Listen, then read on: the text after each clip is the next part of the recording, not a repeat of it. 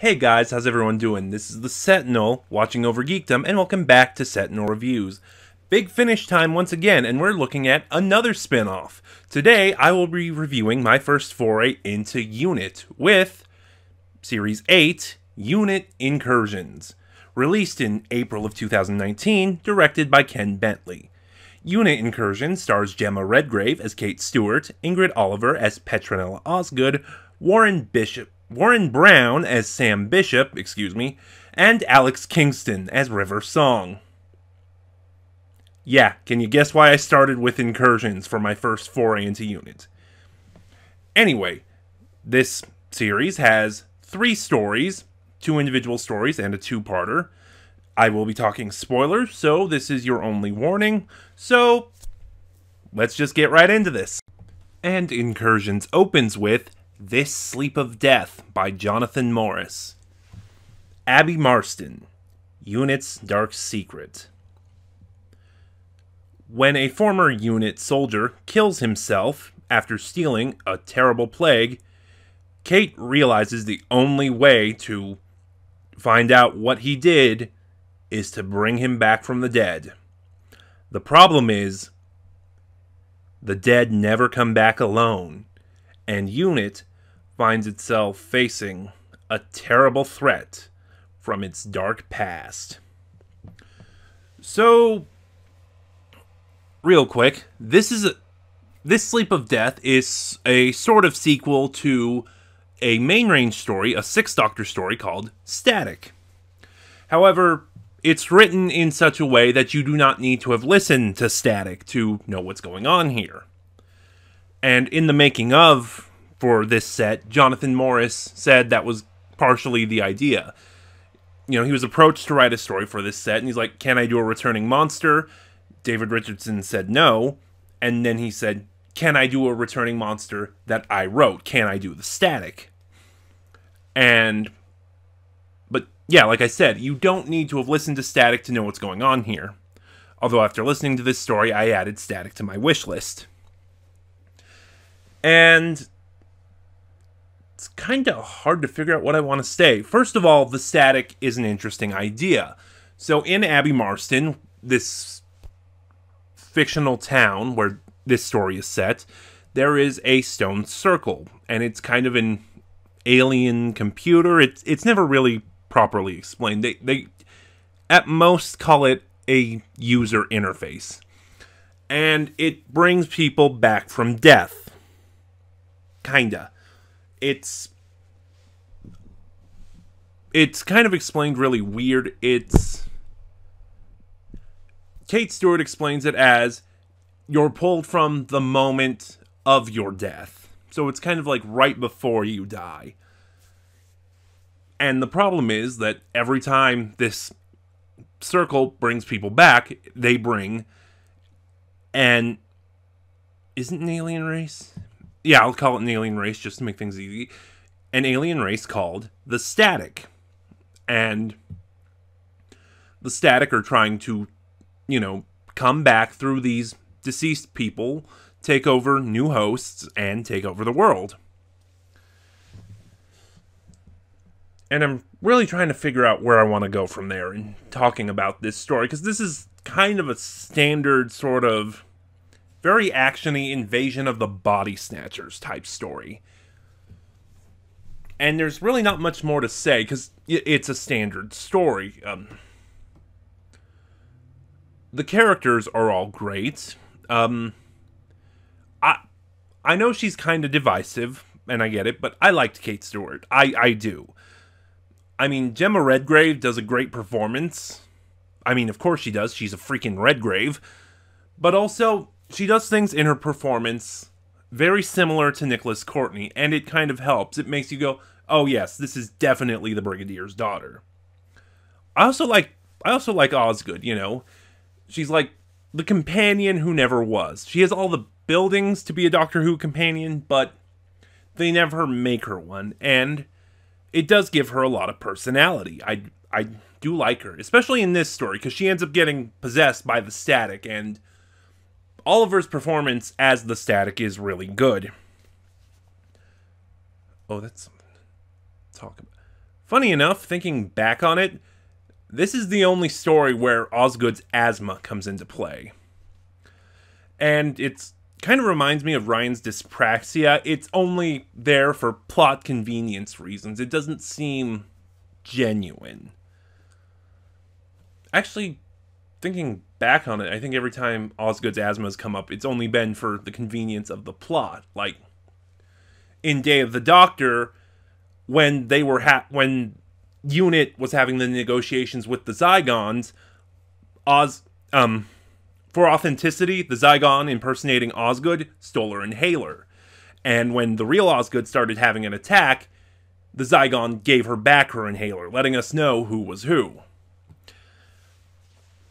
Trying to figure out where... And there is a new character here. Named Sam Bishop, played by Warren Brown. From what I understand, Sam is kind of a mainstay of the Unit audios. And I don't really know that much about him. I guess that's kind of a... What's the word? I guess that's kind of an issue when you start with Series 8 of a continuing series. I bet if I started with those early series, they would have established Sam's character and we wouldn't have had this problem. But yeah, no, from what I've been able to ascertain, he seems to be Kate's lapdog. You know, he unflinchingly follows her orders, and he may also have a thing for Osgood. It's kind of hard to comment on Sam, because like I said, I'm starting right here in Series 8. Ugh. And, yeah, so I found I'm really talking about more about the characters than the story here. There's not really much to talk about in terms of the story. There was one other thing. There we go. So the reason this story starts off, the reason the static are a problem is because of an Unit soldier played by Andrew French called Warren Calder. He steals a Silurian plague that could wipe out the population of Earth, and then he kills himself before he can tell anyone what happened. And it's Kate's desperation to make sure that this plague doesn't get out and destroy the human race that leads her to Abby Marston and resurrecting Warren. And I liked French's performance here. It was very subtle. Like, as we learn more about what's going on and why he orchestrated this plan, I like how subtle his performance is. It's just really good. I didn't like the ending of this story because, they decide to stop the static that they're going to blow up the stone circle. And they realize that all their fuses are not long enough. So what do? They summon the Brigadier. And they don't even have him say anything. They don't even interact with him. They think about summoning him, and then suddenly Stone Circle blows up. That was an incredibly stupid decision, and it already brought this pretty average story kinda down. I'm not gonna lie. And continuing on, Tempest by Lisa McMullen. After following a series of strange weather patterns, Sam and Osgood are headed to a remote Scottish island where an eccentric old woman claims to speak to the wind itself. Meanwhile, Kate is heading to a deep-sea oil rig where strange things are afoot. A tempest is coming, and it seems disaster is imminent. So Tempest is a much more interesting story. Unlike this Sleep of Death, Tempest isn't as straightforward. Because it can't be. It's a mystery. And I like the mystery it sets up. Basically, following these strange weather patterns. No, that is not how I wanted to start that. While Osgood is following these strange weather patterns, Sam receives a call he believes to be a wrong number, until the woman explains that she is talking to the wind. And then what we find out is the wind she's claiming to talk to, is actually speaking a universal SOS. And from there, Tempest splits off into two separate but still linked stories. And, we have Osgood and Sam going to this Scottish island, meeting this old woman named Mother McCracken, who is great, by the way. I love zany characters like that. And then we have Kate going to an oil rig in the middle of the sea, where all these strange things are going on. Kate, the crew is seeing strange lights and claiming to jump in after them. And on the whole, I found the oil rig stuff with Kate to be the more interesting story, even though it's only half the story. So what is going on is a race of telepathic aliens are trapped in a ship beneath the sea. And, they're using their psychic abilities to send out this SOS that's causing the weather to basically freak out. And I think I should have checked the timestamps on it, but I think at about halfway through we figure out what the mystery is, and then the rest of the story is figuring out how to help these aliens and save them. And it works really well. That transition from this mystery story to this rescue story, the transition works really well. It keeps the tension going. It's good payoff to the build-up we already have set up. And oh wow, it is so hard to think of things to talk about. I mean, aside from Mother McCracken, who I mentioned earlier, the side characters aren't all that interesting. Like, most of them we meet on the oil rig in Kate's side of the story, and really the main one is sort of the man in charge of the oil rig. Is that a foreman? I don't remember. But anyway, he points out, yeah, it's a bunch of aliens. The company doesn't care. They only care about getting the oil and making the money. And so at every opportunity, he's trying to proceed about it his own way and stop Kate from causing any kind of issues with the company. And really, it's that dynamic with Kate, this antagonistic dynamic with Kate, where I found most of the interest, because it really shows off how strong a character Kate is, because she holds her own, and she's not taking any of this.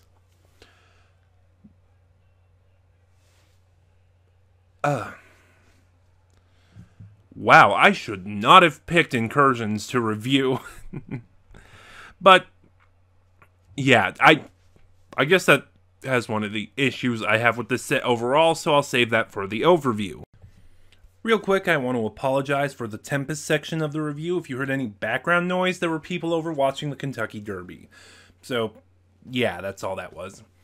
Anyway, now, Unit Incursions closes with the two-part finale, The Power of River Song by Guy Adams.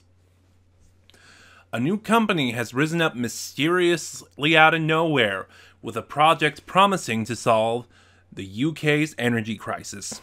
Unit has been assigned to its security detail. However, a bunch of strange happenings start occurring. Disappearances, even stranger reappearances, a dead body from the future. And Kate seems to think the director, one elusive River Song, knows more than she's letting on. So I'm going to be talking about both stories at once. So, yeah, real quick too,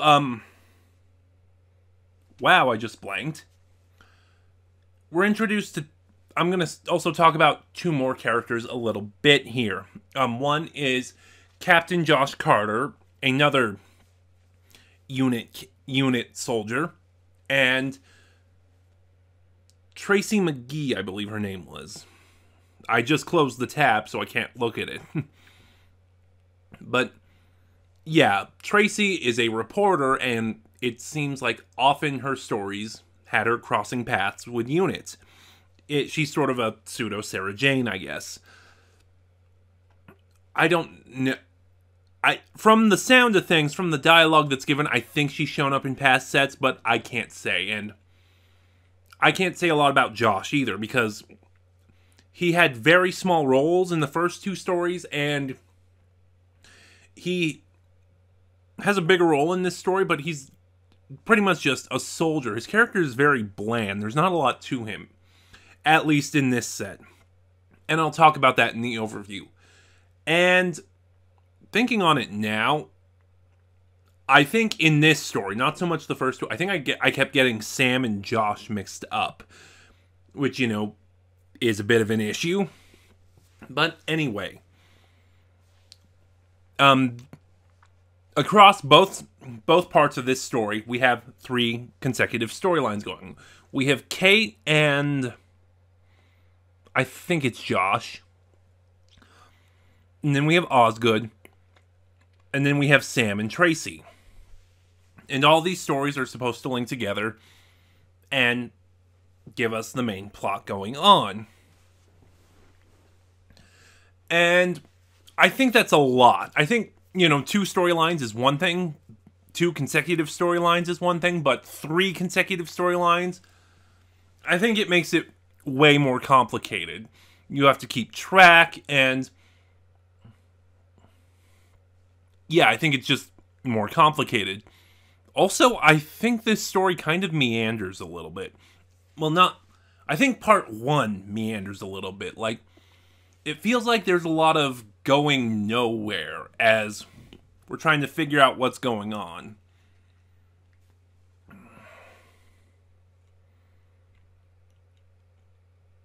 Oh, I just blanked on everything I wanted to talk about. Which is funny, because this is like my 7th take. Anyway. So yeah, it looks like River is heading this mysterious project going on, and that's put Kate on edge. To the point that she has not slept in 3 days.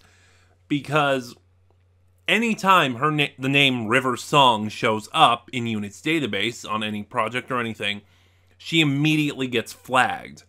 And no one, not even Kate, knows why. And I find that kind of hilarious. Because it works to River's MO. And it does create a great sense of conflict.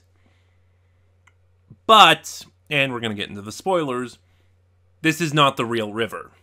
She only shows up for one scene in part 1, but through most of this story, this River heading the project is actually an alien shapeshifter using her form.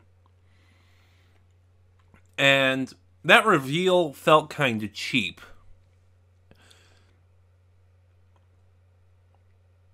Damn it! Anyway, and there were other plot threads going on here. Like, Kate's main plot thread is in River's office, I think it was, or River's office, I think it was, is that this dead body from the future is hers. So, Kate's on edge, she's afraid because she knows she's going to die. Although actually across both parts of this story, I think Gemma Redgrave's performance is a little weak here. And I'll get into that when I start talking about part 2 more. Sam and Tracy's story is, I hesitate to say it best. It's not the best, but it's the most fun, because they're looking into a bunch of disappearances that are going on. And, you know, they find a dinosaur, which creates a fun nod to the John Pertwee story, Invasion of the Dinosaurs. In fact, when Sam calls in Kate and tells her what's going on, she kind of laughs and goes, "Oh, you never forget your first dinosaurs." Which also has the hilarious implication that dinosaurs keep happening. And they find themselves traveling in time, and then Osgood is the one who meets River. Here's the thing. Also, with the 3 storylines, perfect. That leads into an issue I have. Among the 3 storylines, it's clear that in both parts of the story, one storyline is given more focus than the others. Which, again, leads into that problem of having more than 2 storylines, because, you know, it's a balancing act, and it's a balancing act that this story fails. Like, part 1, the major focus is the major focus is on the Kate storyline. In part 2, the major focus is the Osgood storyline. Is there anything else I want to talk about with part 1? Nope. So I'll go into part 2. So Osgood is the one who meets River, and River is the one who fills Osgood in on what's going on. And right off the bat, I love the dynamic between Osgood and River. It's, it's very fun, but how to address it? It's funny because River says, "Oh, I'm trying to save the Earth. A friend of mine cares a lot about it." And it's very obvious she's talking about the Doctor. And when Osgood guesses that it's the Doctor, River just has this moment of, can he not go back to Earth without picking up a little pet every time? And, which, it's real, River has a little tinge of, I guess, River has a little twinge of jealousy regarding the companions. Ooh, I would have loved... No, never mind, story for another time. Which is kind of fun. And, it's like... There's kind of this sense that River and Osgood are trying to one-up each other, It's like... River's explaining what's going on, and Osgood picks up on it, and fills in the blanks. River compliments her, and then tries to one-up her, and Osgood's just like, I do get what's going on, I am a scientist, and River's response is, oh, that's such a contextual term. Try explaining Wi-Fi to Marie Curie. And things like that. Literally, as we get to part 2, Osgood and River are the best part of the story. And then we get back to the... It's really hard to talk about the Sam. I keep mixing up Sam and Josh. It's really hard to talk about the Sam and Tracy storyline because that one's the most...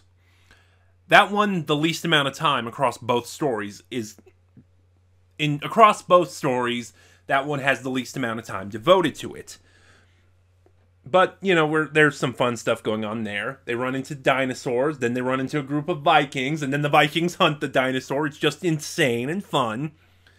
And then in part 2, we get to the Kate storyline. And these alien shapeshifters called the Vampirics, they shoot Kate. And somehow, I should have gone back and listened to exactly what the explanation was. Time freezes. And suddenly all these multiple different versions of Kate show up. I think at the most there's 5. And they're all potential timelines. And Kate is freaking out because she knows as this laser bolt gets closer to her, because of what she saw, she is going to have to die. And that's really where Gemma Redgrave's performance falters here, because she knows she has to die, but it's just... There's no sense of urgency. There's no sense of... There's no sense of dread or... There's no sense of any of that in her performance. She constantly says what she's feeling, but you never buy it. And it's a shame, too, that really Kate and River don't interact in this story, because when Osgood contacts River, River and Kate have a brief conversation, and they, too, like Osgood and River, have a really good dynamic. I just wish we got more time with it.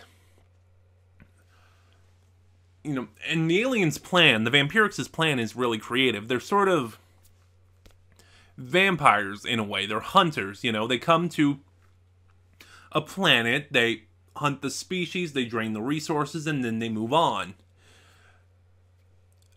Prior to this story, they crossed paths with River and stole her time travel technology. So they are doing it across multiple timelines, which is causing all the craziness, like the dinosaurs and the Vikings and the...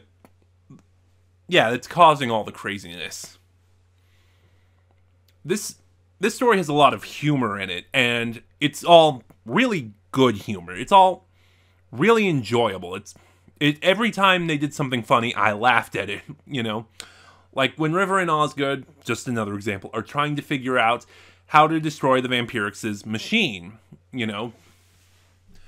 Osgood is like, what about remote detonation? And River's response is, I don't remember it verbatim. It's like, do you really think an evil mastermind would just put a press button to blow up switch on their master plan? And Osgood's response is, you'd be surprised how many times it's happened. And River's just like, actually, I've been through that a lot as well.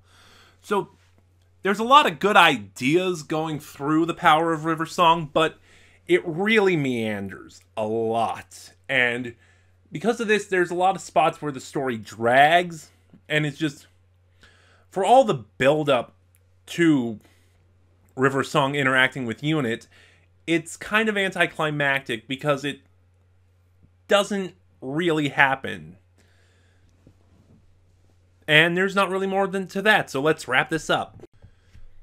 So, yeah, Unit Incursions. Not one of the best things I've listened to, but definitely not one of the worst. Big Finish really has the benefit of having no real bad stories, save for like 3, maybe 4 that I know of. For the most part, its weaker stories are really just average, and that was the problem with Unit Incursions. It was just average. The performances were solid, some were good, some were bad. There was nothing really stand out or great, though. I feel like we were somewhat deceived because a lot of the advertisements around Incursions were Unit and River Song only really shows up in the last story. And it's not even like Diary of River Song, Series 4 specifically, where the stories continue to build up and add on top of each other, leading to, you know, the crossover. And here's sort of my problem with this. Unit Incursions is an anthology, so the 3 stories, again, the finale being 2 parts, are all isolated. They're all self-contained. Actually, now, going through, they don't even mention the other stories. As we get to the new story, the previous stories in the set aren't mentioned, and this is something generally. Yeah, this is just a general note. I personally prefer the narrative box sets of 3 or 4 stories that tell one story, over anthology box sets. You know, the box sets that contain isolated stories. I'm not saying the anthology box sets are bad. There's some really great ones, like Iris Wildtime Series 5, or aka Wildtime Reloaded. The classic Doctor's New Monsters sets are great. Do I want to mention the first and third Doctor Adventures? But no, there are great anthology box sets, but on the whole, I prefer the narrative box sets because it's all one story. It feels like it's climbing a staircase. Each new story is a new step on that staircase, and there continues to be a sense of build-up. A sense of build-up leading to the finale, which usually the finale pays off. You don't get that with the anthologies because it's... Oh boy, where was I? Because the stories are all isolated, it feels like you're never leaving that same step. You're always on there. But, yeah. Also, in hindsight, I should have stuck to my 3 listens rule, because lately I've taken to, when I review something, I listen to it 3 times. So I can have a good idea of what's going on in the story and what to talk about. Unit Incursions, you're getting this review right after it came out, right after my first time listening to it. And I think that may have been a mistake. So, yeah, but like I said too, this set is very average. There's some high notes, there's some low notes, it's mostly in the middle. But I do think I have to go back and listen to those first 4 releases or so, because I heard the first 4 releases, the first 4 box sets of Unit, are all one story, and I think that might help me get a better idea of Sam and Josh and Tracy, and because like I said, these new characters in this spinoff that I otherwise have not heard, yeah, I didn't have much to comment on. But that's it for Unit. Join me next time where... I'll...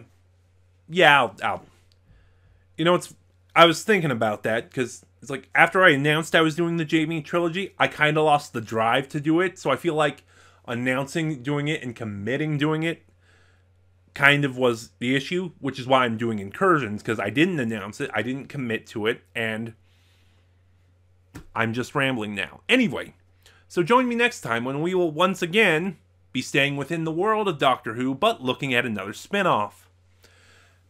And unlike Unit, where it was a spin-off that's been around for a while that I'm catching up to, we're starting on the ground floor with this spin-off. A new series following another Time Lord who isn't the Doctor. In fact, you could say she's mostly marvelous in every manner.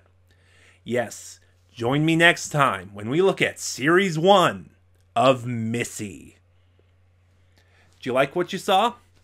What were your thoughts on Unit Incursions? Like, comment, subscribe. Click the little bell next to subscribe to get notifications when I upload. In the description box below, sorry, it is the middle of the afternoon. It is blazing hot. That's kind of screwing with my mind. In the description box below, you can find the link to my Twitter, where you can get updates on me and my channel. You'll also find the link to my Ko-fi, where you can support the channel and help it grow.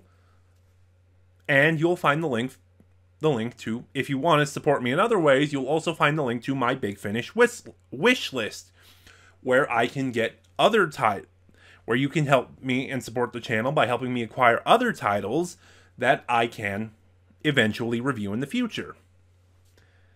This is the Sentinel, watching over geekdom, and I'll see you guys next time.